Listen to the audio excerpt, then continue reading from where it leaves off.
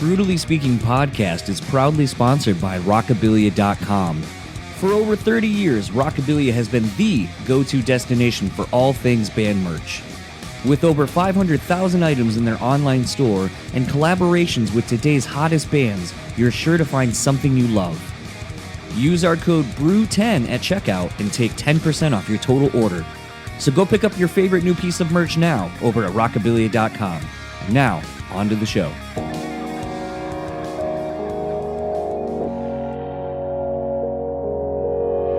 Say you have to have a lot of passion for what you're doing. This rings true because it's so hard that if you don't, any rational person would give up. It's really hard, and you have to do it over a sustained period of time. So if you don't love it, and if you're not having fun doing it, you're gonna give up.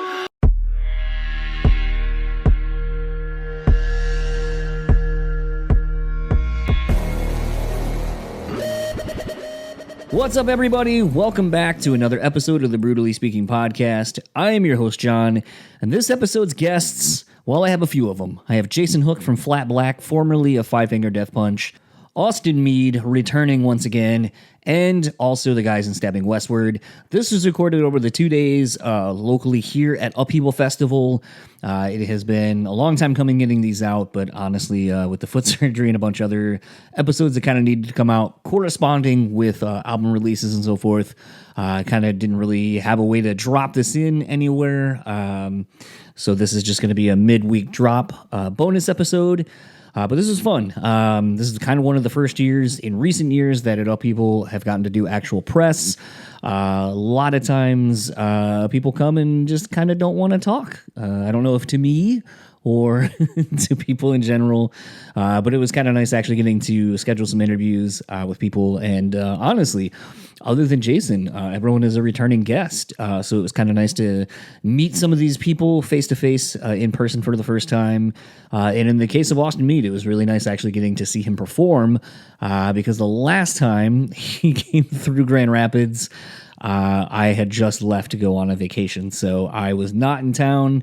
And we weren't able to link up the first time we did a chat all those years ago when we were close to where he was performing in San Antonio, but just not able to make it happen. But this is a really fun one. I'm going to kind of keep this all really quick. I'm going to do real quick intros before everything. So first up is going to be my chat with Jason. This is really cool. The day the album that they put out, Dark Side of the Brain, had come out, we did this chat. They had played earlier in the day on the main stage, kicking things off kind of as one of the first bigger bands that people have been hearing on Octane to kick off the festival. So it was really rad getting to pick Jason's brain. And if you haven't, I would highly suggest go seeing his Hired Guns documentary. It is fucking fascinating. That side of the industry has always been something that I've long looked for on my own, as far as, the behind-the-scenes players playing on albums, touring musicians and so forth. It's a whole nother side of the music industry where you can kind of carve out a really great career for yourself and then kind of get to do really awesome things, whether it be on record or on tour or whatever. And it may not be necessarily how you think, it is to carve out a career in the music industry, but a really great documentary with some great musicians. Highly recommend it. And like I said, the new FlatBlack record, Dark Side of the Brain, is out now. Go pick it up. Go check it out. And go see FlatBlack. They are going to be on a slew of tours coming up the rest of the summer and into the fall. Go support them if you see them. And without further ado, here's my conversation with Jason.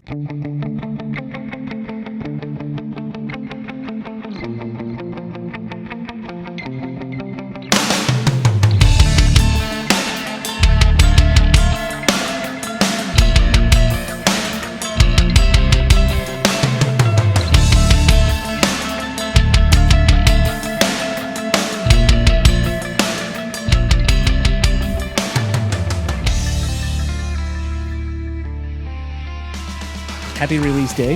It's not often I get to kind of actually do any of these things on an actual release day because I feel like you do so much pre-press. So it just becomes this thing where it's like, right, by the time you're doing it, you've already done all the work. Right. So it becomes this thing today where, and I don't know if in the digital world there's still superstitions, but on release day, what is a superstitious thing maybe, or something that you always have to do on release day?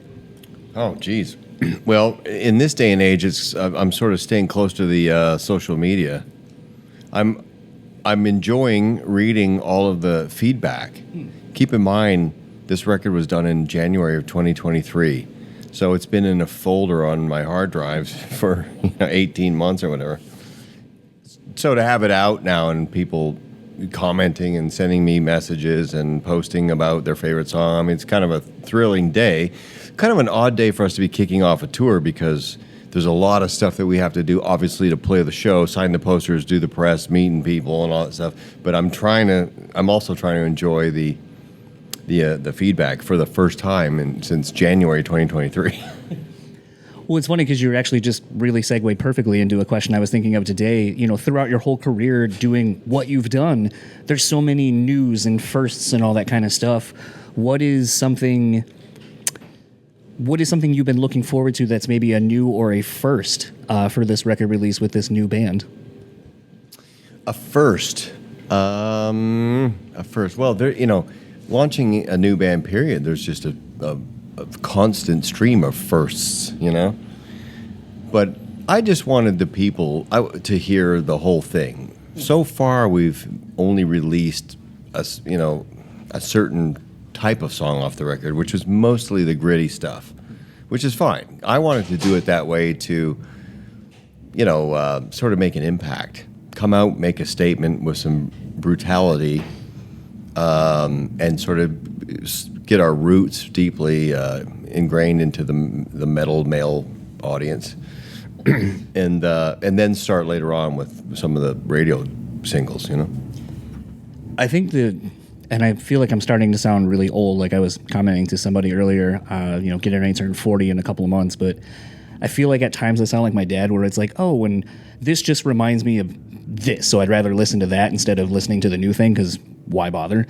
But it's also this thing where in this new world we kind of are traversing in the music industry of your promotional rollouts are like 6 songs over the course of 5, 6, 7 months, essentially kind of given the lead time for the vinyl and or a tour or whatever else is coming. Do you find that it's easier, or would you prefer to kind of it be more of the old school way of just like, we drop a promotional single or the lead off single, and if hopefully it's good enough to get you to go buy the record or check it out, versus we're giving you half of it up front? I'll be honest, yes. I'm a little older, so the way things work now certainly is foreign to me. I understand why it has to be that way, but you have to understand, Kiss Love Gun went platinum in 30 days. That's a true story.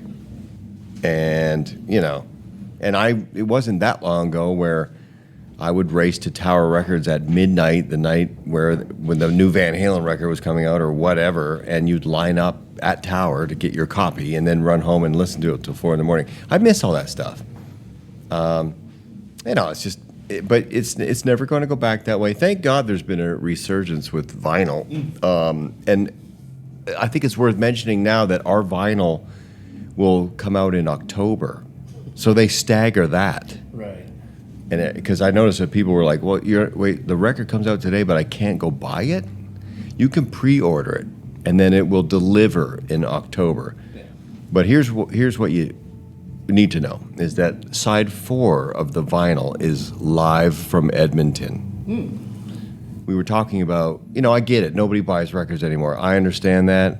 I accept that. However, we had too much material for 4 sides. No, too much material, not enough material to fill 4 sides. I almost blew that, didn't I? Almost not enough. It ended up being like 2 or 3 songs per side, which I thought looked funny. So I said to the organization, listen, why don't we try to put something on side 4 that isn't the record? You could put anything on there. We could live record, outtakes, demos, you name it. And they were like, well, do you have any live recordings? I'm like, well, yes, I do. I recorded the entire fall tour with Godsmack. Multi-track recorded it. So we went through some of the shows. I tried to pick out one that had some kind of magic, and we mixed it up. And that ends up being side 4 of the vinyl, live from Edmonton. And that's why you need to go get it. The record. The record, yeah. Well, it's interesting you kind of say that, because I feel like I was just reading today, actually, an interview with Mark Morton from Lamb of God and Troy Sanders from Mastodon, and they were talking about the history with each other. Even dating back to before Mastodon was Mastodon, and some of the guys were in Today's the Day, and Burn the Priest with the Lamb of God dudes. And Troy was talking about how they got this really big touring opportunity to go out with Clutch. And they were like, we'd already had 2 records out. We knew that no one really knew who the fuck we were. And so we were like, let's play the whole record, Leviathan, like that they were about to go record, that basically the tour was going to lead up to them going into the studio like the next day to start that record. And they're like, so we just played it front to back every night. Live, because they were like... Before the record. Yes, because they knew... Well, it was already written, yes, but they were like, no one's going to know who we are. No one really knows any of our material anyway. So fuck it. Let's just take this opportunity to really get well rehearsed of what we're going to do and how to do it. And so they were like, I think that's why the record sounds as good as it does, and just, we knew it forward and backward. And I feel like I would be interested to almost A and B some of the songs that you're playing technically before anyone knows it. And then maybe you're like, oh, I did something a little different on this lead, or something. So it'd almost be interesting to A and B the songs from the live to the record itself and see what's different. Well, what's funny, it's actually not funny, but what was cool is that there was guitar players that were learning the songs from fan-filmed iPhones footage from the concerts from last fall. And they're learning the songs just from YouTube fan-filmed stuff. And I'm like, I hope they're not disappointed by the time they get the real one, because that was the only available version of the song, was all the YouTube shot stuff. And it's so funny to watch people try to learn it from what is obviously an inferior recording from far away and up in the stands. But, it's kind of, for me, that's the way it was when I was growing up. There was no internet. There was no make your own record on a laptop and upload it by Monday. There was, you know what I mean? It was, you put your band together, you rehearsed your ass off, you wrote songs together, and then you go play your songs at a club on Saturday, and hopefully they're catchy enough that people go, I would come back and see that again. And then it slowly builds. More and more people go, I want to go see it because I love the songs. Right. I love the band. But it's a slow build, and it happens in person, one on the band and the audience. That's it. So to me, I think that's kind of missing. Everyone just anyone can make a record. If you have a laptop and a Spotify account, boom, you're in business. It's kind of funny you were saying that. There's a question that I often like to ask people, because a lot of the show really isn't it's like I said, more conversational based than it is kind of like a Q&A of like, tell me about the record, what kind of gear we're using, all that kind of stuff. But something I always find interesting is, and especially since you just said you've been sitting on the record for almost a little over a year, actually, what? 18 months. So it's a thing to me where I kind of really have been fixated on this thing, and potentially I guess I can blame a mushroom trip I had a couple years ago, but being fixated on the idea of time and how we exist in different times. So we are in a present right now. Yeah. However, you did something whatever you're doing right now is going to inform whatever you're going to write. Moving forward, by the time now you're putting out something, that's in your past. But it's also some people, it's kind of your future you're gearing up towards. So you kind of exist in these 3 different planes of existence at once as a creative artist person. How do you traverse that? Because I feel like it would be really easy for you to be like, yeah, the new record's out and it's great and we love it, but I really can't wait for you to hear the new shit we're writing right now that you won't hear for another year and a half, 2 years. It's kind of the way it works, you have to. To create a record, it takes a lot of time, and it's a slow building process, So there's always going to be stuff that no one will hear until there's a release. I can guarantee you right now we're not exactly writing. I did that for 3 years, and there was like 30 songs left, total, and 14 on the record. So there was I overwrote, wrote. Just with the idea that if you need 10 bullseyes, I want 40 darts, and I'll try 40 darts. If you have 10 darts and you need 10 bullseyes, you may not get there. So I always overwrite. That way you can chop the fat and whittle it down. Interesting approach. I like the idea of 40 darts to hit 10 bullseyes. That's right. As a dart player, I like that analogy. Well, I'll trademark it right there. It's yours now. Trademark. No one can use Like it. darts. I used to say that in the old band, and everyone would go, "Oh God, no."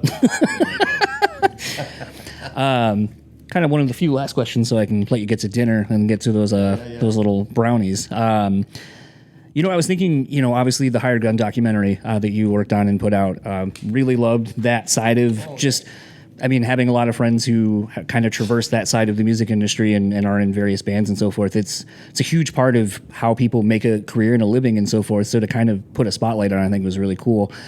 Something, though, that I was thinking of in listening to the record this morning, I see the songwriting credits going to, the various people in the band and so forth, but I was wondering, how important was it for you to make sure that this felt like a band versus being like, oh, I'm just, I'm Jason's drummer, it's Jason Hook's band, and I'm just in it?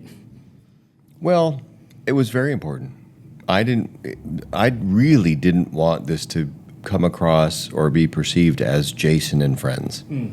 Very important. Matter of fact, for a long time, everyone around me is like, well, you got to call the band Hook. I mean, that's the obvious move. And I'm like, I really don't want to do that, because it's not about me. It's about what we do as a foursome, And maybe, I don't know. I think bands are more interesting. I think if the public can gravitate towards their favorite member, that's more fun and more interesting.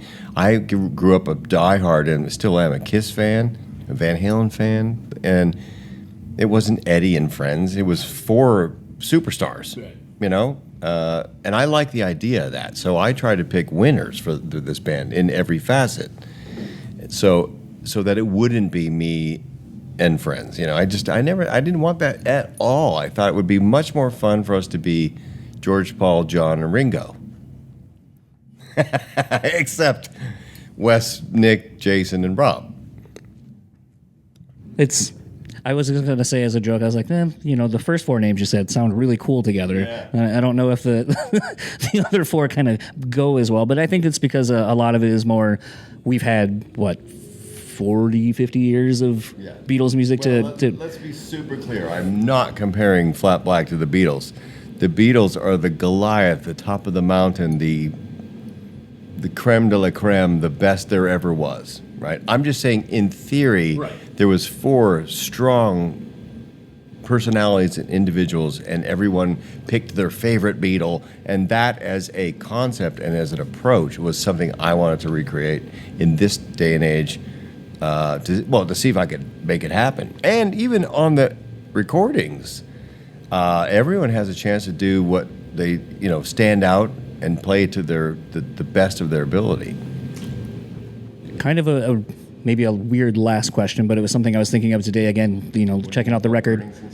No, I'm married, so I don't have to worry about any of that stuff. But it's a thing more. I was thinking, and I might be wrong. It's kind of the harsh part of when there's kind of a rollout that takes as long as it does for a record. So I remember you guys, doing the Godsmack runs and all that stuff. But it seems like the song with Corey Taylor is really it almost seems like the introductory to Flat Black to me, how everyone's kind of learning about you. Was there some trepidation maybe to have that sort of be kind of on a bigger scale of this is how we're introducing the band, and it's with someone else that's not in the band? Because I always wonder what goes into picking songs like that, where you're like, how do you navigate this? It didn't bother me one bit. Okay. Because here's the honest truth. When we released a couple songs on our own, I think it was 2 or 3. I thought it was 3, but 2. Yeah, it was Halo, Justice, and Lack of Respect. Okay? Yeah, and our Spotify was at 15,000 monthly listeners. Then we released a Corey Taylor track, and we jumped up to 250,000 monthly listeners. So the answer to the question is, without Corey Taylor, we would have been at 15,000 monthly listeners, which is unacceptable. Right. The guy. Well, listen, he's so famous. Right. He's so famous, and I love him so much. He's such a dear friend, and I love him. But he really helped us. Because people read that Corey Taylor did a collaboration with me, and that's headline. That headline went all over the internet, and all of a sudden, all his fan base is going to hear it. and that changed our landscape. It was I think it was a genius move for that time. Right. Now we have way more awareness. Then you drop a record. It's just one of those things. I feel like sometimes, I Prevail is a great example. I've always said where, I'd love to talk to them about this from more of a behind the scenes thing. But, when Taylor Swift took her catalog off of Spotify and all the DSPs, and then here they are with one of her current songs, and that was the only version basically you were finding immediately when you're searching. But unlike so many other bands where I feel like they just do something and it's like, okay, we're going to get attention for this. Okay, what's the intent behind it? What are you doing after that? And I feel like I Prevail was like, hey, we got a record, we're touring. Like, they took that moment and just fucking ran with it. And I feel like so many bands kind of, it's like, well, we have this and we're doing it. And you're like, okay, well, now what? What are you doing? Why? Why did you do that? What is the intent behind it? And I feel like a lot of people kind of don't have one. It's kind of we got this guy on the song. And you're like, okay, cool. That didn't. Uh-huh. And so to me, it's just kind of interesting to see more of the why. Why are things happening? Because to me, I find that side of things interesting. Well, the Corey thing was sort of happened by accident. Like when I was starting to write music in 2020, we got connected by a mutual friend, and Corey said, like, what are you going to do? Like, what's your plan? And I said, well, I don't have a plan. I'm just working on songs. And, well, who are you writing with? I said, no one. I'm doing it by myself at the moment. I don't know where it's going, but I know you have to do. You have to be productive. So he said, well, listen, send me what you got.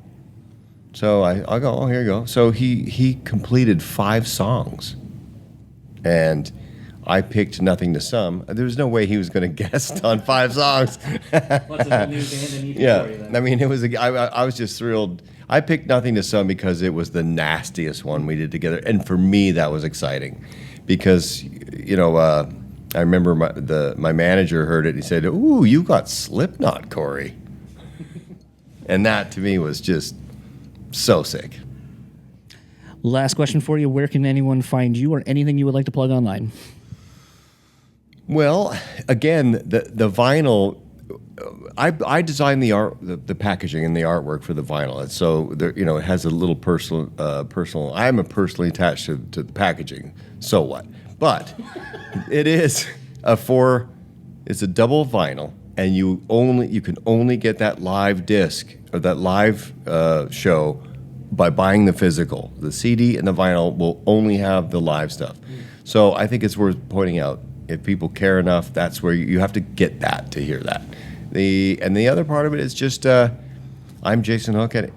I'm at Jason Hook on Instagram. The band is at FlatBlack on Instagram, and then the website's flatblackmusic.com, and that's all I got. Awesome. Well, thank you so much for the time. Thanks for coming and kind of kicking things off on the main stage today. And my pleasure. I think we got the same ring. Wedding rings for those that are listening. Right. But thank you so much for the time, and hopefully see you much around these parts a lot more over the next year or so on tour. Anytime you want to chat. My pleasure. So that was my conversation with Jason. Want to thank him once again for taking the time to chat with me. And like I said, go pick up the new album, Dark Side of the Brain. It is out now. It was kind of funny to see all the text messages that were pouring in during our conversation. And like he said, his mom had reached out to him. So it was really kind of cool getting to chat with him. Dude has done so much. Has had a really interesting career. So it was really cool getting to sit down and talk to him. Would love to do something further on down the road in a longer medium. That day was really interesting too, for a multitude of reasons. Actually, the Jason and FlatBlack's manager, Will, is also in the camp of Nothing More. So it's kind of cool getting to meet somebody else that's in that camp and knows all those guys and gals. And was a thing where the day that we did this was actually the day after the big like issue with traveling with, I think it was Microsoft or somebody, the hacking or whatever. And so all the Nothing More dudes were trying to get to a venue in another state for the first date, I think, of their tour. And no one's flights were working and were delayed and or canceled. And Will was just getting put through the paces trying to solve this problem that wasn't his really to solve, but he needed to be a factor in solving it. And obviously with the guys in FlatBlack as well, potentially if it was going to impede on their run that was coming up or any of their flights. So it was a really stressful day for a lot of people behind the scenes that I saw, with people trying to be like, well, how are we getting here? And is this affecting this? And all that. So I definitely will not forget this day for that reason alone. Next up, though, is my chat with Austin Meade. Obviously, he's been on the podcast a couple of other times. Always great getting to chat with him. Just a true, kind of, I guess, for lack of a better term, Southern gentleman. Was hospitable with a beer for me at the end of this chat, so I didn't get to have one with him, but definitely saved me about $12 or $15 out in the main festival grounds, not having to buy one. And I enjoyed that beer tremendously because, as everyone knows, free things taste better. But this was kind of funny too, also kind of getting to watch someone else do some press with Austin beforehand. And they were in the locker rooms where we were at, because there is an ice arena on site that they were using for media and dressing rooms and so forth. And Austin and the previous interviewees were in the showering area just with the heat cranked. So it was like a sauna in there. And mind you, it's like 90-something degrees outside and humid. So made for a very interesting area to just be sticky in a different way. But it was really rad getting to chat with Austin, and a lot of new music is coming out. Dude is always working, always putting out something. So always keep up with him. I'll plug all the socials for everybody here at the end. But let's get into my conversation with Austin, and I'll talk to you all on the other side of it. So for round 3, you have been a guest three times now. And I feel like I've already exasperated a lot of the things I would ask you in a professional setting. So yeah, we are in a locker room. Austin just took a steam shower or a steam whatever with some other interviewees. But this is, I believe, the second time you've been in Grand Rapids. Yeah, we played the intersection a while back, and now we're here. So pretty quick difference there. I believe, and I don't mean to make a thing of this, but I believe the last time we talked, you were not drinking. You took a sabbatical, and now I see you with a beer. So, Are you able to enjoy? I know you're not drinking a Grand Rapids local, but are you able to enjoy any of the Grand Rapids local flavor? I haven't so far. I was in the Midwest for like 2 weeks, so I've been drinking some Busch Light, you know what I mean, just that original corn. But no, I've definitely been slowing down. It's a good time. Whenever we come out to festivals like this, I like to have a good time. Our set's over, so I'll enjoy a couple beers without getting too wild, you know. That is what I'm going to do as soon as we wrap up with this. I'm going to go enjoy my first adult beverage of the day. I got to say, it seems like, last time we were talking, like always, you were in the studio, you were working on new music. Obviously, new music has come out, but I feel like, if I had to guess, more new music's probably coming, and you're still probably writing. Yeah, we've got the whole stack of shit that's coming out. The next couple months, we have 3 songs coming out that I know of, and then I've just been trying to plan ahead for all of that. One of the songs is coming out on August 1st. I think I wrote that last year or beginning of this year, and it's called Insignificant Other. Pretty excited about that one. And then Face of the Freak Show, and then Pretty Little Waste. So that's what's on the current horizon for the next 2 or 3 months. But yeah, I'm always stacking it and trying to write the best that we can. It's funny, I did an interview, and the episode just came out the other day, this past week, with JJ Wild, who I feel kind of inhabits sort of your same lane. And it was funny because as we were talking about her kind of just working with other people and so forth, after we wrapped up the conversation, I name dropped you, and I was like, I feel like either you probably have or are in the same circles. And she was like, I don't think I recognize his name. And I was like, well, why don't you pull it up on your whatever DSP you use and see if you like it, but I think you will, and I feel like you guys should try to work together and work on something. So apparently I'm out here pimping you out to other people for songwriting. Yeah, pimp it out all you can, man. I'm always down to try to make something great, and that's the crazy part of songwriting is you never know when the universe is going to just drop something in your lap. It's kind of a wild thing once you get in a room with people, and I try to make the best of it no matter what. And my theory is always like, I'm here to work, and I don't have time to write shitty songs. So if a song is not going well, we change it like immediately, because if I'm not feeling the vibe, if I'm not feeling like it's a song that resonates with me and there's not going to be like a thumbprint on my career and what I'm doing, then you have to work to do that. If not, you're honestly wasting everybody's time, because that's the most precious resource in the entire world is your time and other people's time. So we just try to fucking make the best of what we can with the right sessions that we have. And sometimes it just happens on the road. Sometimes there's no one else involved, you know? Sometimes I'm sitting in my house and all of a sudden we've got 3 or 4 new songs. But I generally, without trying to sound like too much of a hippie, because I'm not, I kind of let the universe dictate when those songs happen and when they fall into my lap. But if I have time scheduled with somebody where it's like, hey, we have a write next Tuesday, then yeah, I'm working on a couple of plans, a couple of lyrical hooks, and then you just really rely on everyone's brain to be like, yeah, this is badass, or hey, let's kind of pivot the idea somewhere. Interestingly, I was talking to someone the other day about this kind of in general, what you're just saying, kind of songwriting and working with others, and you know, it kind of being this thing where now it's a job, and music, and I hate to say it like this, becomes sort of a commodity, because you, like you said, you want it to be good, you want it to be worth a shit, and anything less than a certain standard is just not worth doing, because anyone can put out subpar things. So I think it speaks to your integrity and your work ethic. But someone had kind of mentioned that same thing about like when it's not working, you just kind of got to know when to like stop doing it. How long did it take you to figure that out? And or was it something you pulled from a different facet of your life to kind of realize that?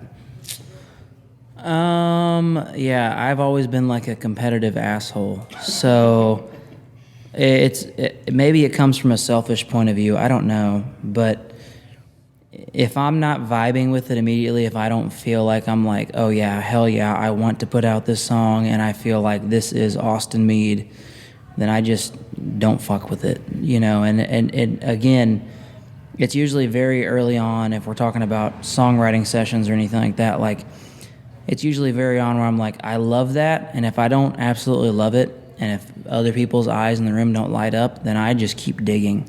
Because I feel like there's always something there. Like, you wouldn't be lined up with an opportunity to create something if there wasn't something to be created. So I just keep digging, which sometimes that hole gets fucking deep, dude. But, you know, I have a bunch of random different influences, and so I try to pick one of those lanes depending on who else is in the room. And then, I don't know, I just kind of end up taking it over one way or the other. With direction, which is great because, you know, we're writing to create songs that are going to live under my name forever for the most part, so I have to be proud of those songs and love what we're doing. And so, you know, the shit that I put out 10 years ago, it's what I believed in, and now I think what we were doing 10 years ago sucked, but it's the growth process, right, you know, which is beautiful. And I think that's the cool thing about finding artists and digging back into someone that's done it for a decade or more is, wow, like, from a fan's point of view, which I'm a huge fan of music, it's like, man, this guy went from this to this, what the fuck? So I've enjoyed being that artist for some people. Is kind of what I'm getting at, is just like, how did this happen from this point of view?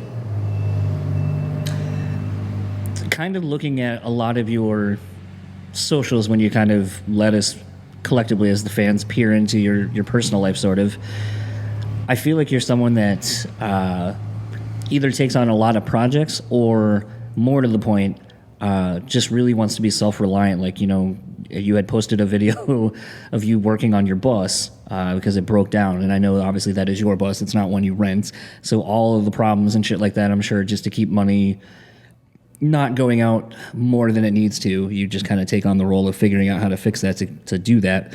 But I also feel like it's almost like a point of pride where you're like, I did this, it's mine, I take care of it. How far off am I from that, from just a weird Instagram post from a while ago?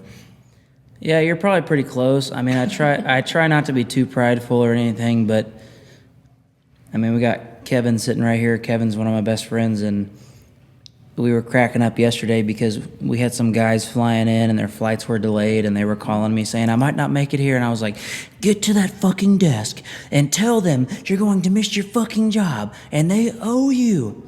They owe me. You know, it was like this whole thing, and like, they need to pay for your hotel, and they need to make sure you fucking get here, which I feel like as a business, you have to stand behind your word. That's where I'm trying to come from, is just like the honesty of the work ethic. And Kevin cracked me up because he said, hey, not everybody's ready to be the asshole of the day like you. Which, you know, I agree with that. But, you know, when you're on the road, dude, we're only in this town for like maybe 18 hours. Right. So I only have that small of a thumbprint of an impression to like give people what we are. And that goes with pretty much any job and any show. Like, when we're presenting a product, no matter what the product is, like, I really want that to show who we are and to like enjoy being on stage. Like, I don't want to be an asshole. I don't want to feel like I have to yell and do all this random bullshit to make shit happen. And luckily today was great and smooth, and like the production company was awesome. I feel like it went really well. But there are some times where people kind of like lay back on situations, and they might not understand that you traveled fucking 28 hours to be here, you know, which is a real thing. And again, time is the most valuable commodity that we're all running out of as we're sitting here talking and listening. So you really just have to decide what you want to spend your time on doing, and I don't really want to waste mine. Are you a lot more aware of that now, being a dad? Oh, definitely. I definitely miss my son and my wife, and I usually travel with them, but they had some fun stuff to do at home, so I never want to be a fun sucker, you know? Like, let them go do their thing and let them have a good time. But, I mean, I do this, it started as, like, for me, and then it has become to a thing where, like, I make decisions based on the family more, and I'm really excited to see him grow up, and just to see, like, my wife is fucking awesome, and she's totally not changed, but grown to be an even better person, which I didn't know existed, you know, at the time. So it's kind of crazy what that'll do to you. In a related but unrelated thing, I really feel what you're saying, because I'll say at least the 8 years of doing this podcast, you know, it's a sacrifice that, you know, it's time I'm not spending with my wife and while I'm doing this. But then also the time I spend making, you know, putting together the episodes, the emails, and all that kind of stuff. You know, it's a sacrifice that, you know, a lot of people don't see or don't think of when you're doing this. And obviously, you got to find the right person that's willing to understand that, you know, you're doing something and chasing something that means something to you. But also when you get to kind of include them in it, you know, like, for as much as my wife honestly doesn't give two shits about a lot of this industry, which is awesome, you know, the amount of secrets that she could tell people that would probably sink my career in this world is great. But it's also, it balances me out at times, because sometimes where maybe I want to be a fan or I want to be something, I'll just look over her and she's like, nah, that guy's a fucking asshole. This place sucks, or you know, whatever. And like the story she'll hear, and you're just kind of like, oh yeah, it is kind of that. And you just kind of get that little bit of like, but it is fun also to, like, you know, recently over the years I've gotten to befriend one of her favorite bands of growing up, and the guys in Emory, and, you know, they've played our house a couple of times. They've done, you know, when they come through, we get to go see them. And it's fun for me when this thing I do that she supports me, and I get to kind of give it back to her. And I feel like when I see, you know, you bringing your family out with you, I feel like it's you kind of being like, I get to show you the world, kind of in a weird way. And I feel like maybe that's why I kind of focus on some of these things when you post it. It's like, you might post one thing and a lot of people are going to take a certain thing from it, but maybe it's my age, maybe it's, you know, being married as long as I am and kind of peripherally being in the same sort of boat. But I kind of look at it going like, you're giving your partner the world, and you're kind of getting them to see this thing that it's not all glamorous. It's not maybe what you think it is, but, you know, I'm giving, like, how many people can be like, I don't got much, but I can give you the world. I can show you the world.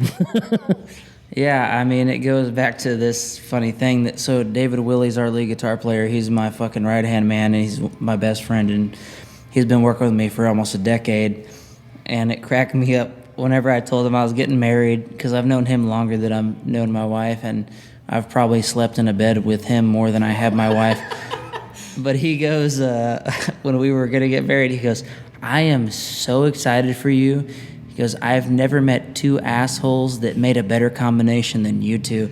And it just cracked me up because we are very much on the same page. You know, when we look at each other across the room, you know, we'll be eating or going out somewhere. Somebody will do something really fucking stupid, and we'll just look at each other and be like, yeah, that guy's a fucking idiot. And you can't buy that connection, man. You can't buy it. So when you find that connection, don't lose it. You know. I mean, ironically, as you said that, I was like, oh my God, that's my wife and I. Like, someone will be doing something, we'll both just be like, just shoot each other. And even from across the room, like, you know, we were grocery shopping the other day, and I was looking for something, and so I went to go get it and was going to meet her back somewhere else. And, like, there were just babies crying everywhere. And I know you have a kid, but we don't want kids. And so, like, at this point, we were in the store, and I swear to God, I texted her. And almost at the exact same time, like, I was texting it, and I sent it, and then I got a text from her, and she's like, is there just, like, a fucking baby in every corner of the store? Or is there a baby that has to be near me that's crying and screaming? And then I had just sent her, is it mandatory that in a store, like, you just have to have a crying baby in each one, so no matter where you are, you're next to one? And then so I was like, oh, well, there it is.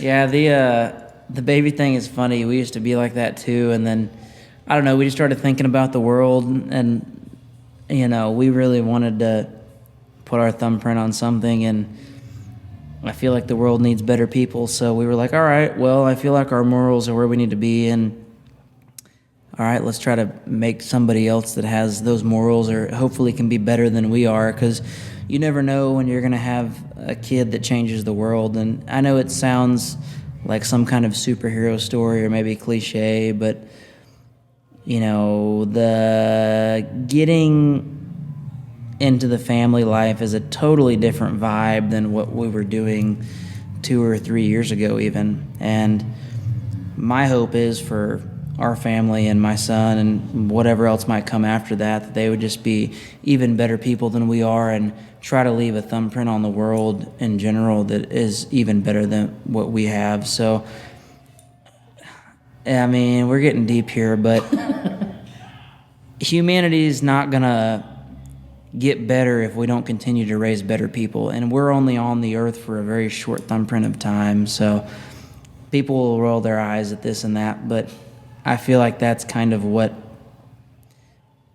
the goal in life is to leave a thumbprint that's better than what you left it. So maybe we can create some folks that have even better morals than us and continue to enjoy that, because the alternative is literally nothing. So yes. Sometimes I feel like that may be a better solution at times, but I do feel that, and I've been in the same position, but it also feels almost like a selfish thing, and I'm coming from my own point of view, not talking about you, but like okay, well, nothing may be a better solution, but you've also stopped the opportunity at creating something amazing. So that's just kind of where I sit the last year or so. I can't remember if I asked you this already or if you've answered it a bunch. I should go back and listen to the stuff I did previously, but do you feel like your songwriting or something about the way you craft songs in general has changed at all with, you know, getting married and having a kid? 100%. I look back at the music videos especially, and I'm like, oh, fuck, my son's going to see this forever. Yeah, 100% I see that. There's been a big shift in just the way I approach songs, and maybe that'll be great. Maybe it'll change the acceptability, you know, from people that may be offended by what we do. Like, I'm still me 100%. But I feel like for the last 5 or 6 years, I was trying to piss everybody off, honestly, or just having a good time and not giving a fuck. Those are my last couple records, is having a great time, not giving a fuck, let's piss some people off. And things have changed as far as that approach goes, but it still always goes back to the lyrical content. How can I make somebody feel something or hurt, you know, themselves lyrically in as few amount of words as possible? That's what I always go back to. Give me the few amount of words, let's make it mean the most as possible, and let's let those words create an image in that person's head. Well, I mean, I think I had even said this to you like in our first chat because I said that, and I'm probably gonna get the line wrong now, so forgive me. But because I had said at the time, I think the line, I wish you'd fuck me like you gave a damn. Yeah. Like, and I said it's so. It just reminds me sometimes when I hear people with good voices say swear words, and I'm like, it almost doesn't sound mean or a dirty word or anything. It just sounds like you're really. Why I think swearing is great because it's a tool in your color palette to just kind of evoke different ideas, and it's more visceral and it feels very like when you hear it, you're just like, oh fuck, I wasn't expecting that, but I know that. Sadly, I know what that's like, and it just kind of is a thing where I feel like you've always kind of had an interesting balance or a duality of you may present humorous but you are more than that. And I think when anyone takes more than a cursory glance at what you do and listens, that they're going to realize that it's almost like, a Trojan horse of sorts where it's like, hey, look at this funny video I have. Now that I got your attention, listen to what I'm actually saying. And then you're going to be like, oh, fuck. And so to me, I feel like you've always done that and navigated that very well. And to me, it's something that whenever I try to, show people what you do, I go, you may not think you like this, but I think if you really sit with the lyrics and really pay attention to what the thing is, because don't look at the video first, because I think it's going to be a misrepresentation. Yeah. But then once you kind of know what it is, then watch the video and kind of see this really interesting artistic thing that you do that I don't think many people can ride that line as well as you do. And I think it, like I said, I think it authentically shows who you are as a person. Well, the reason we do our videos the way we do is because I'm a huge fan of Dave Grohl, who is one of my favorite songwriters, one of my favorite musicians, and they always find some way to present some type of humor or lighthearted situation, which I feel like the world needs in their videos, and it gives like a fun interaction of, holy shit, that was hilarious, or I didn't know that was going to happen type of thing. And that's not thought of while we're writing the songs. Right. When we're writing the songs, it's, again, how can I get to the deepest point, whether it's in my heart or someone else's, with the fewest amount of words possible. So it starts there, and then as the song is created, generally I come up with some really fucking stupid idea, and somebody loves it, and they're like, put it on film, and I'm like, let's do it, motherfucker.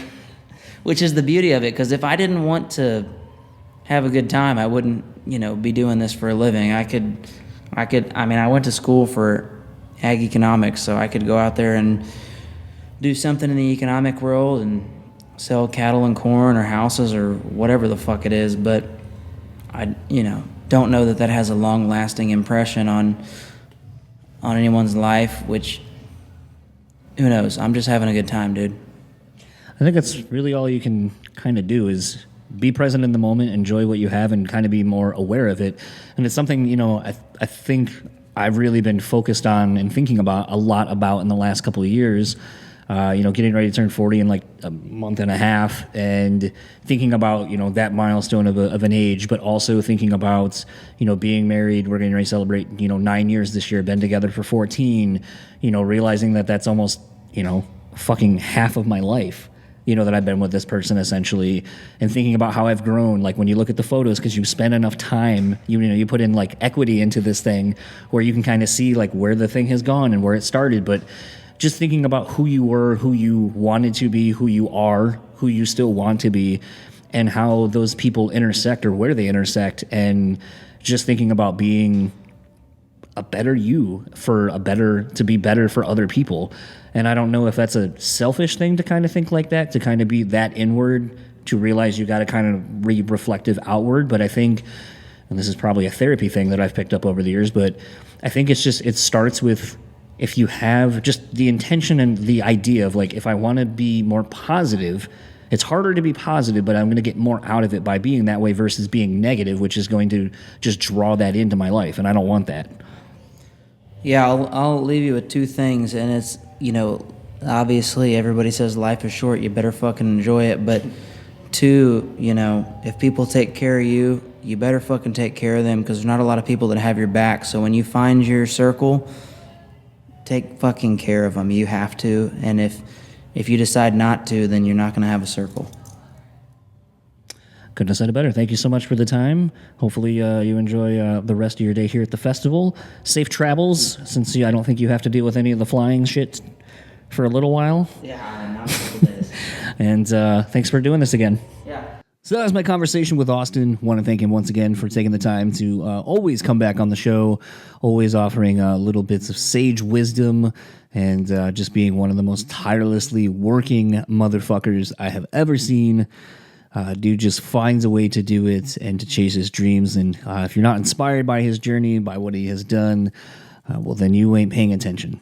So want to thank him once again for finally linking up in person. And like I said, that nice, cold, delicious beer on a very hot day really hit a little differently after getting all the work done and lugging around a 20-pound backpack at a festival in the heat. Haven't really done that in a couple of years, so it's kind of great to be reminded of why I really need to go to a more portable setup.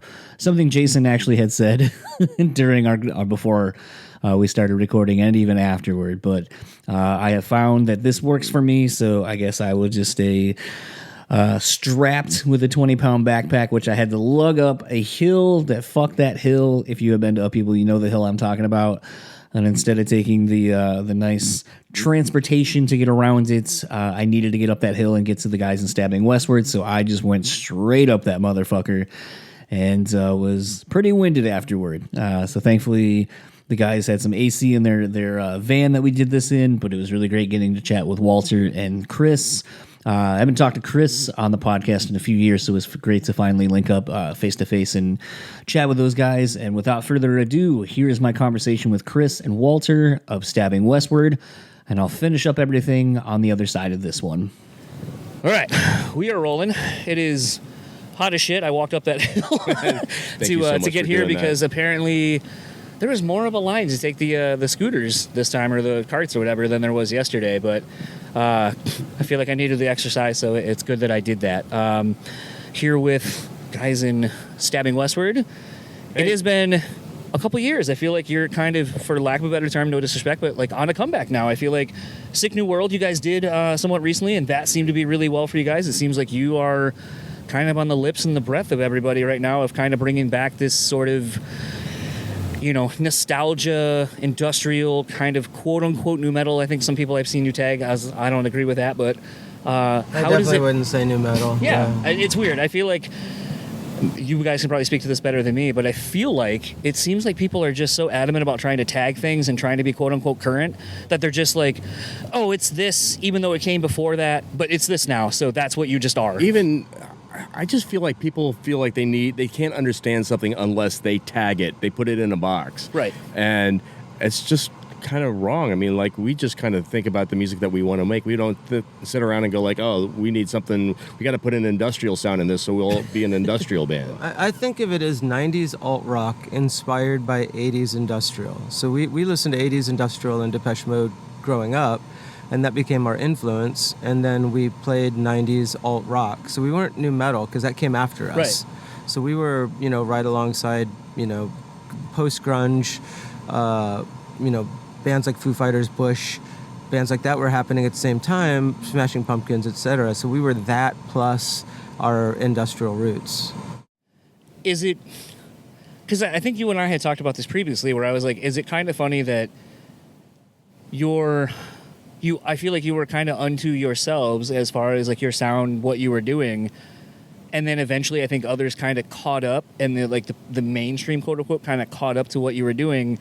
But then even by then you were kind of evolving past what was quote unquote your sound and expanding it even more. We may have evolved a little too far past. Yeah, I think each record had its own unique sound and style due to the people who came and went through the bands. I feel like Wither and Darkest Days kind of captured the sound of the band the best, but even during Darkest Days it was starting to evolve more alt-rock than industrial. Like at least half the record was alt-rock. And then it went off the rails. But that self-titled was definitely new metal. I'm being sarcastic. Well, I mean, you can cash in on it now. I mean, that's like, it's funny to see, like, and I swear I'm just turning into my dad, like talking about music now. Like, I've been around and been into music long enough that it's like new metal was a thing that it was tagging everybody that, like grunge. And, and it's like at the time, and I feel like even grunge is a great example. And it's like, you look at it and it's like, well, none of this is singularly the same. Like, we'll go with nu metal because that's what we're talking about. But it's like nu metal was industrial, it was post rock, it was all these things, but it was never any one thing. Right. Same with grunge. It was never one thing. It was an amalgamation of a lot of other things. But it's funny because I feel like it got to a point where everyone wanted to label someone something, and then that became out of fashion. And then it was like, well, this isn't cool anymore. We're on to the new thing. But now it's funny that in my inbox, I'll get all these things like new core is like the thing where it's like nu metal and hardcore or something. And I'm like, dude, these are like words that don't mean anything to me. But also it's funny to remember a time where it's like, if you had new or grunge or post grunge or any of these other tag words, everyone's like, I ain't fucking with you. Cause like, that's not what I'm about. And now it's like, as many descriptors as you can put on it, that's the selling point now. Yeah. I don't care. We just make the songs, we make them, put them out there, and let people listen. I don't really care. Is it kind of weird to figure out how to find your audience now? No, because we don't try. Fair enough. We basically just go out and play shows and put out music on Spotify and let them find it. I have a buddy who is just absolutely obsessed with Spotify algorithms and paying people to get them on edited playlists and how to get, you have to put in X amount of content, this many days in a row. And every conversation we have devolves into that. And I'm just like, dude, I don't care. We have a fan base that listens to our music. And if something happens and a bunch of kids start liking us, cool. But it's not what drives us in any way, shape, or form. Sorry. Has there been any quote-unquote pushback to... Because you very much are rooted in how it used to be, where it's like the live show is kind of how you gain people and fans one by one, winning them over like through the power of the song and the live show. Has there been pushback since you guys have kind of become more of an active band in recent years? What do you mean by pushback? So I feel like I literally was just having a conversation yesterday with a independent radio programmer here. And so we were talking about a friend's band who tries to do everything like in their power. They're DIY, punk rock as fuck, like do everything that they can do to try to get over this hump. But it's like they just can't break into that next level to be like, we're not a local band, we do tour regionally, but we just can't seem to get over that hump to get on good tours without having to pay to get on, or bigger tours and so forth, like big look tours. I think for us, and just being honest, we're on the other side of that. Yeah. And so we had our band years, we had a decade that was great, and then we kind of went our separate ways. He started the Dreaming, but then we also grew lives. He now has a family. I have family and a daytime job doing radio. So we kind of have these things that occupy our space, and then we still have fun doing the band, but it's not... It's kind of flipped around to where it's not the driving thing anymore. Yeah. Doesn't mean that we don't care about it. We do, and that's why we come out and we do these shows. But we're not hopping into a bus doing a month-long tour because we have other priorities in our life. And I think because of that, we're grounded with who we are and we're comfortable with what we bring.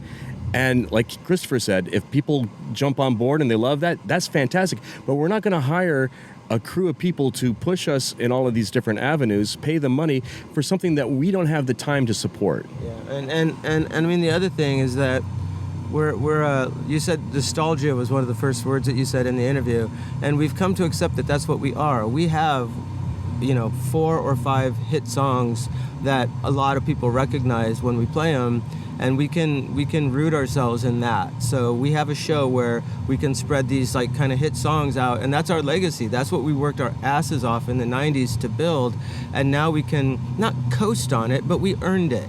And we don't have to go out and push ourselves like a young band trying to get noticed in this unbelievably cluttered world of Spotify. It truly is so hard right now. I mean, it is so hard to break through. There's so many bands. There's so many ways that if you're just sitting there on the internet, how does somebody break through to you? It's hard. So it's like... unless you go that route, right? So it's just so hard, and so it's best to rest on what we've already accomplished. But we still put out an awesome record that we put a lot of work into, that we feel strongly about 2 years ago, and we don't phone in our shows. Our shows we go hard, and we DIY as much production and cool stuff as we can, but we fly to every gig and we do everything ourselves. We have one crew guy, sound guy. We do everything ourselves. So we're like hardcore DIY. We're not just phoning it in. We're not just walking on stage and, we're giving it everything we have. But ultimately, we do it for fun. Yeah, we make a little money on the side, but we do this because we love to play music in front of our fans. That's what we do. I think there's something, as I've gotten older myself, and I don't know if this is just something I'm coming to because I have so many friends kind of in various facets of the touring industry and the music industry, where it's like, I think there just becomes a point where you understand who you are as a person, like what you want out of life and what, like, your non-negotiables, for lack of a better term.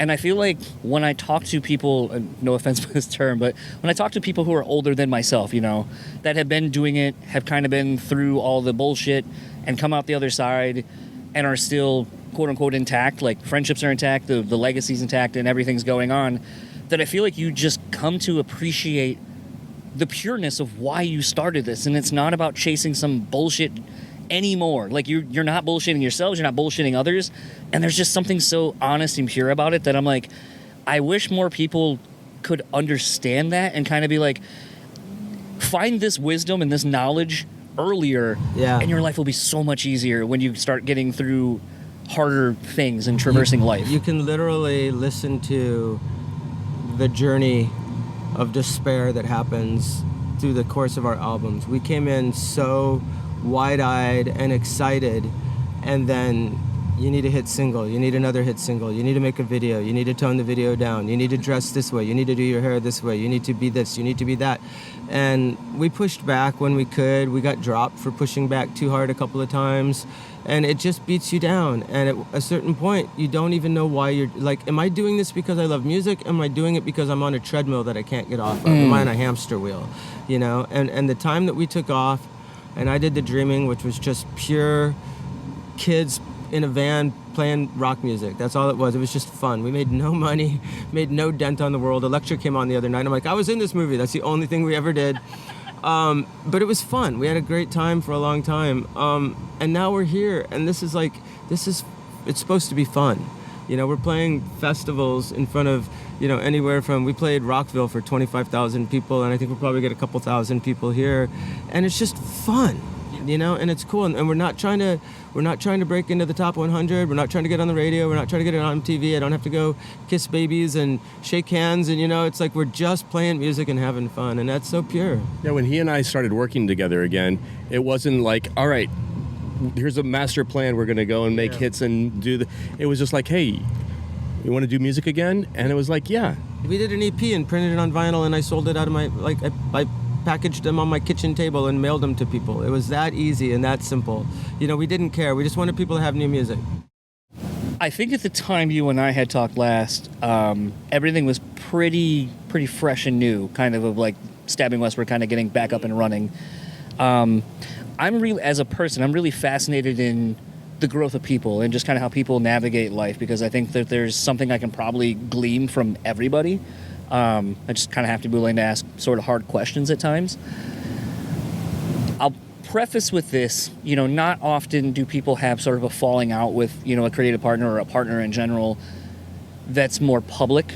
Maybe in this day and age now with social media, maybe that is more of a thing than I think it is, but how has it been to kind of reconcile and get back together? And was there sort of, because I'm looking at it more from like, my marriage, I'm kind of thinking about it more from a marriage perspective, where it's like, that's what we are. Exactly what it is. Right. So in my head, it's like, if my wife, like, because you hear of people breaking up, getting divorced, and then getting back together, remarrying years later and stuff like that. Sort of what was the reconciliation process, and was there kind of a conversation where you're like, obviously probably having to apologize for whatever the bullshit was before, but was there kind of a conversation of like just having like a real honest conversation between the two of you, what you want moving forward? It was an event. Okay. Yeah, it was my dad's funeral. But I mean, to be honest, Walter and I never broke up. We started the band. We were partners. The band grew to eat itself for the most part, and it self-imploded, but he and I were kind of on the same side when it broke up. And then we all went our separate ways. Some bad things happened. that caused some resentment, and a lack of communication caused resentment. But he and I were never the ones that, like, it would have been a lot harder to get together with the other guys in the band. There was a lot of serious anger and bad blood, even until recently. I had cancer last year, and it was a really, really difficult year, and it put a lot of things in perspective. And I realized that a lot of the relationships that you've had in your life that you've kind of tossed away on things that were stupid are a bit more important and valuable than I gave him credit for pre-cancer. And so I look back on the years of Stabbing Westward, even though there were bad feelings, there were generally bad feelings of intense competition, pushing each other to be better. And sometimes it got ruthless. Sometimes people would, damage other people's songs or not try on other people's songs just to come out ahead. It got really shitty, but it was always to make better music. And we're none of us are perfect. We're all musicians, so we're all egos and, assholes at heart. But end of the day, that was some of the best years of my life and some of the best things I've ever done with those guys. So it's hard to be mad at them for very long. Yeah, so when he and I had not spoken in many years, and then he reached out to say, hey, my dad passed away. I'm coming to Illinois. Do you want to grab a coffee? And I was in Chicago. I'm like, you know what? 30,000-foot view. He's been my oldest friend. He's been like a brother to me my entire life. And I'm going to go down. I'm going to go to the funeral because he's my best friend. No matter what comes between us, he's the guy. He always will be. And going down to the funeral, we were able to be back where we started, where we built the band. Yeah. And it brought everything back to ground zero. We were able to talk through whatever ill communications we had. And we left after 16 hours of hanging out together going like, you want to do a song? You want to do music again? Yeah. And here we are. So I've been trying to do music with The Dreaming for, at that point, like 7 or 8 years. And it was fun, but it wasn't me. It wasn't, and I think I can honestly say that was those guys warping what I do into music that was a band, which is cool. But the music that I did with Walter, it's kind of the first music I ever did, and it's kind of the heart of what I do. And so the first thing I sent him was the song that I wrote shortly after we broke up. And he's like, I had some lyrics that I wrote around that same time. And this is like 10 years before now. And he was able to take those lyrics, simply put them over the music I wrote. And it's a song called Alone that's on the last streaming record. And it was the perfect... Yeah. It literally, like, I had these lyrics that had been bouncing around on various pieces of music and they couldn't find a home.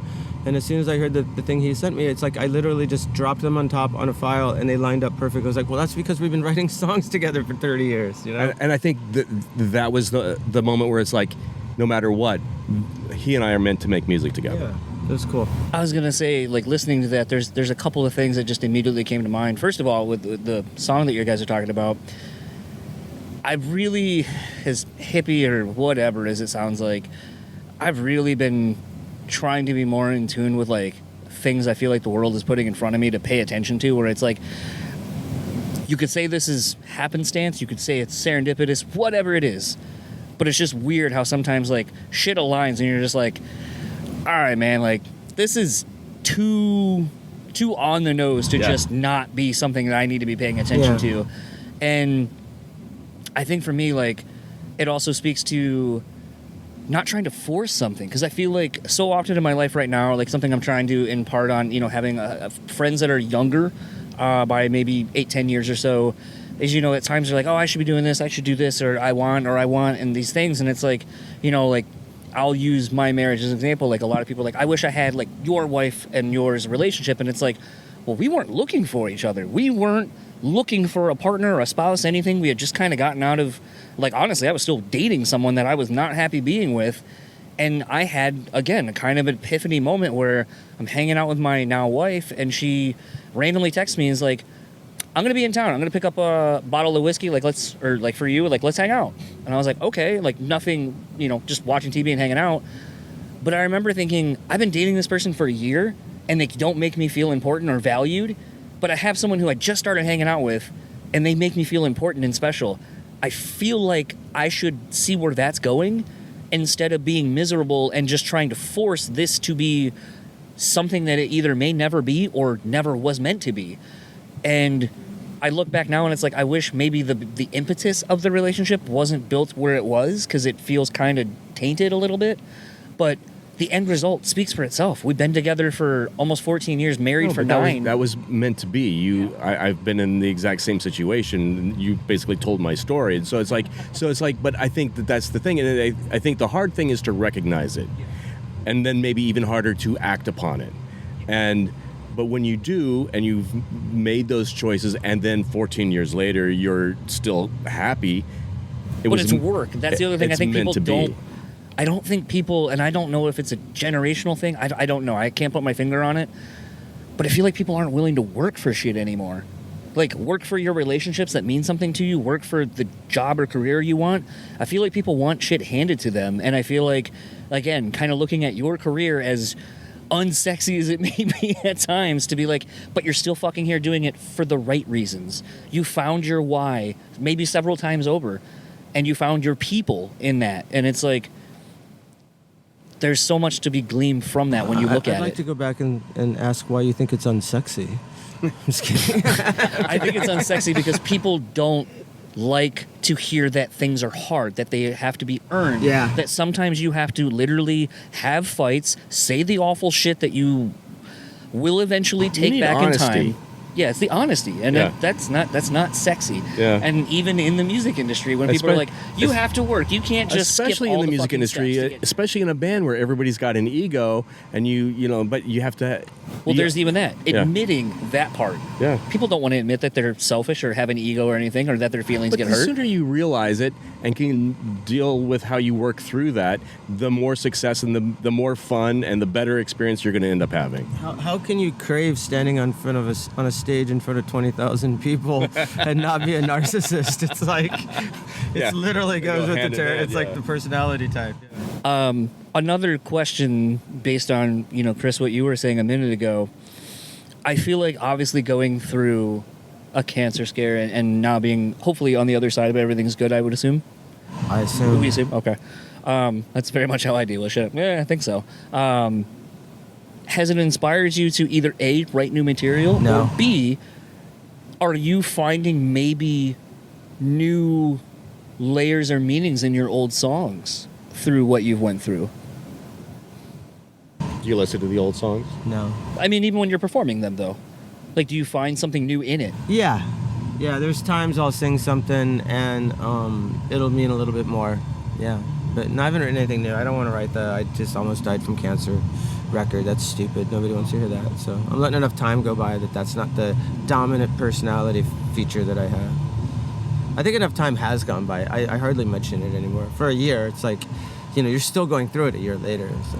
But here I am talking about it right now. So Well, I was going to say is, I feel like at times there's a struggle maybe to not have something that you don't want to identify you or be your personality. I don't want to be that guy. Okay, fair enough. I mean, I'll get off of that on then. I want to be the sexy narcissist.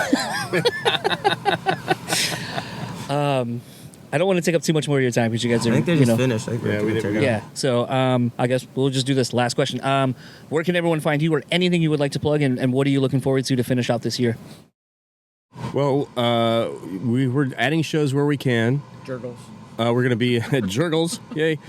So festivals this weekend, festivals next weekend, and then we're trying to line up some more stuff for the fall. We'll see what happens. When we find the songs that we want to put out, we'll do it. Probably won't be an album. We'll probably do an EP or something. But he's producing, I'm producing, we do remixes. So we are scratching some of our musical itches that way, and we'll find our way to a song that back to what Stabbing Westward is, but it's got to be right. It's got to be natural. I have a very important event coming in September that I'm... That's my birthday month. I'll Is be it? 40. What day? The 20th. 20th, okay, yeah. It'll be a Friday, so new music's coming mine's out. the 20th as well. Is it? Yeah. Oh, wow. Just saying. So the 21st, I'm testing for my black belt. I'm very excited about that. So And what Taekwondo, Tung Sudo. Taekwondo, yeah, that'd be awesome. Tung Sudo, which is Korean karate. So next time you guys come through, I feel like we have to, since we Fight? talked about it. No, no, I'll watch you just watch. I mean, I wrestled in high school, so I mean, I could do that, but what I remember. But I was going to say, we have to get a tattoo to keep the legacy of Grand Rapids tattoos. Yeah, the singlets. I call them onesie or singlets. No, it's like, they're not singlets. They're whatever, the leotards or whatever. I'm like, no, those are basically like you're wearing a onesie. Wearing a onesie. Yeah, or a singlet. And she's like, I don't know what the fuck that is. I was like, I wear them in wrestling. They're It's like comfortable. a diaper with suspenders. Yeah, basically. But yeah, next time you guys come through Grand Rapids, I feel like we got to get a tattoo. Just By the something. way, I have mad respect for wrestlers, so. Yeah. Thank you so much again, guys, for taking the time and looking Of forward course. to your set tonight. Thanks, dude. So that was my conversation with Walter and Chris of Stabbing Westward. Want to thank them both once again for taking the time to do this chat, and for Chris for coming back on. Obviously, it's been a little bit of a tumultuous last couple of years for Chris, especially having to cancel some of the band's shows to deal with his throat cancer diagnosis. But obviously, as you heard, that is all behind him at this point. And was one where, I kind of expected it to maybe be a thing that was inspiring him to want to put out more music a little bit quickly, to maybe talk about something that it inspired. But obviously, everyone's journey through these things is totally different. So it was interesting to kind of see that is not something that he wanted to delve much into. And I understand it's a personal journey, but it was great getting to catch up with those guys, and the set that they put on was really great. If you follow me on Instagram, you will see the photo and video I took of someone from the crowd surfing in a wheelchair during their set, and Chris was like, this is not something that we've had happen at our shows, so that was a really cool moment to kind of get and to be a witness of. And I feel like there were a lot of those little moments for me seeing all these bands and the bands in general at Upheaval over the weekend. It was a little bit tiring for me with the foot injury I had, and knowing that it was a lot of walking and standing, which my foot was not doing super great with, but honestly was surprised to see how well they had kind of taken care of like a lot of the ADA concert goers at the festival. Having shuttles going up and down the hill for those that needed assistance with that, having, different sections for handicap accessible viewing and so forth. So kind of learned a little bit more about that, and have been in recent, the last month or so, going to shows. So it's kind of an eye-opening experience getting to kind of navigate that. And also want to shout out somebody that I met at the festival very briefly, Beyond the Barrier. They are a blog concert reviewer of sorts. Essentially, they have a website, beyondthebarrierpa.com.